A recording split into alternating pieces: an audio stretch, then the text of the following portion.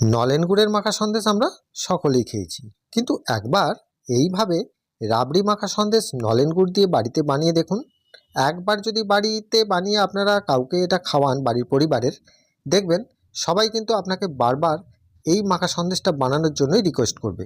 কারণ এই মাখা সন্দেশটা একদম অন্যরকম। মিষ্টির দোকানের যে মাখা সন্দেশ পাওয়া যায় তার থেকে কিন্তু অনেক গুণে টেস্টফুল, খুব দামি একটা মিষ্টি, কিন্তু অল্প খরচে এটা বাড়িতে বানিয়ে নিতে পারবেন। তো বন্ধুরা, আমি মৃণাল, মিষ্টির কারিগর, আর আপনারা দেখছেন বেঙ্গল সুইটস চ্যানেল। আর আজকে আমাদের রেসিপি নলেন গুড়ের রাবড়ি মাখা সন্দেশ। তাহলে রাবড়ি মাখা সন্দেশের জন্য সবার প্রথমে আমাকে রাবড়িটা তৈরি করছি। এখানে দেখুন, রাবড়ি তৈরি করার জন্য 1 চামচের মতো গাওয়া ঘি একটা কড়াতে দিয়ে ভালো করে আমি মাখিয়ে দিলাম। এরপর আমি দিয়ে দেবো 500 গ্রামের মতো লিকুইড গরুর দুধ। আপনারা চাইলে এখানে প্যাকেটজাত দুধটাও ব্যবহার করতে পারবেন। এবারে দুধটা দিয়ে দেওয়ার পর এতে আমি 1 চামচ চিনি দিচ্ছি। এখানে আপনাদের মনে প্রশ্ন আসবে যে এখানে কেন চিনিটা দিলাম।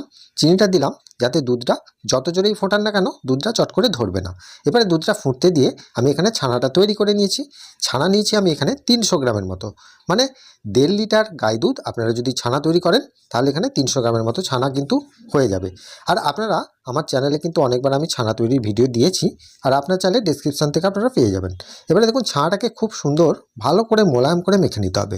তাহলে কি হবে, যে সন্দেশটা একদম সফট হবে আর খুব সুন্দর দানাও থাকবে না।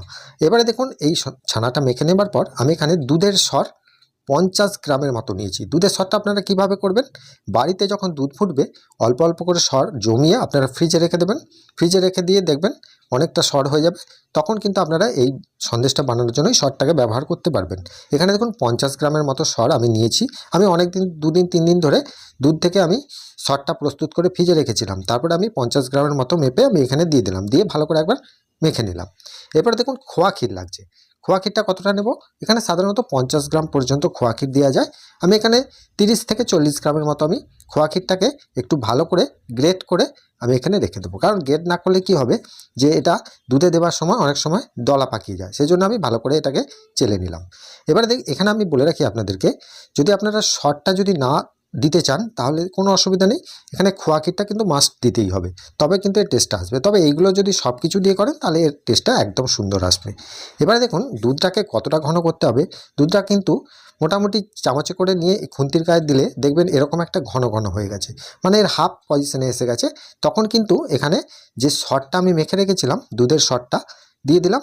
আর এখানে দিয়ে দিচ্ছি যে খোয়া ক্ষীরটা আমি গ্রেট করে রেখেছিলাম। এই খোয়া ক্ষীর আর সরটাকে একসাথে ভালো করে এইভাবে মিশিয়ে একদম গ্যাসের ফ্লেমটাকে লো টু মিডিয়ামভাবে এই কাজটা করবেন, নাহলে তলায় কিন্তু ধরে যেতে পারে। এবারে এটিকে ভালো করে গলিয়ে নেবার পর এতে আমি চিনিটা দেবো। সাধারণত আপনারা যেরকম মিষ্টি পছন্দ করবেন, আমি এখানে সাধারণত 30 গ্রামের মতো চিনি আমি দিয়েছি। আপনারা চাইলে কম বেশি এটা করে নিতে পারবেন। এবারে এই চিনিটাকে দিয়ে ভালো করে কিন্তু গলিয়ে নিতে হবে। দিয়ে দেখুন এর কনসিস্টেন্সিটা এই রকম থাকবে, খুব মোটাও নয় আর খুব পাতলাও নয়। এইবারে আমরা যে ছানাটা আমি মেখে রেখেছিলাম, সেই ছানাটা আমার 300 গ্রাম আছে। ওই ছানাটিকে আমি 3টে ভাগ করে করে আমি এখানে সন্দেশটা তৈরি করব। এখানে দেখুন প্রথম ভাগ আমি দিয়েছি। প্রথম ভাগ দেওয়ার পর আমি এটাকে খুন্তি করে খুব সুন্দরভাবে আস্তে আস্তে এটাকে কুক করব। আর এখানে একটা টিপস আছে বন্ধুরা, সবথেকে গুরুত্বপূর্ণ যেটা ভুল হয় আপনাদের, গ্যাসের আঁচটা কিন্তু একদম লো করে দেবেন। দরকার পড়লে মাঝে মাঝে গ্যাসটাকে অফ করবেন আর মাঝে মাঝে অন করবেন। আর এই গ্যাসের টেম্পারেচার যদি খুব বেশি হয়ে যায়, সন্দেশের কোয়ালিটিও ভালো আসবে না, সন্দেশটা দানা দানা হয়ে যাবে।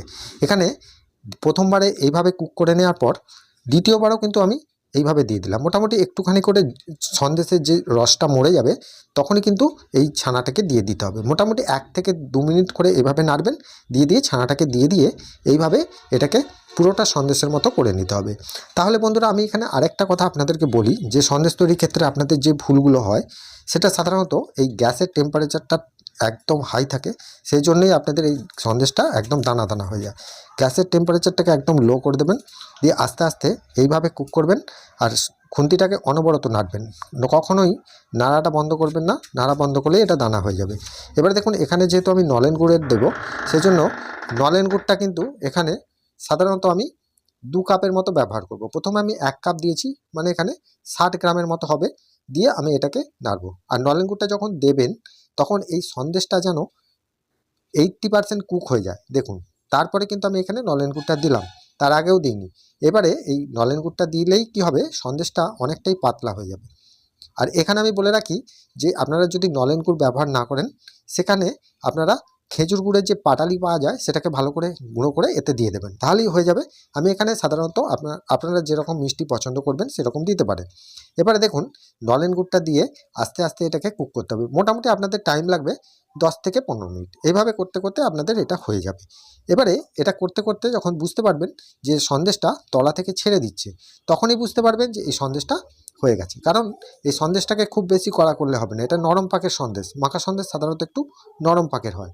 এবারে সন্দেশটাকে আমি নামিয়ে দিলাম, গ্যাসের টেম্পারেচারটা অফ করে দিলাম, দিয়ে এইটা দেখুন স্ট্রাকচারটা কীরকম আছে, কত সুন্দর এই খুন্তি থেকে সিম্পলভাবে পড়ে যাচ্ছে। মানে এইরকম স্ট্রাকচারে কিন্তু আপনাদেরকে সন্দেশটা নামাতে হবে। দিয়ে খুন্তি করে এইভাবে বীজ দিতে হবে। বীজ মানে কারিগরি ভাষায় আমরা মিষ্টির দোকানে সন্দেশকে এইভাবে বীজ দিই, কড়ার গায়ে এইভাবে ঘষতে হবে।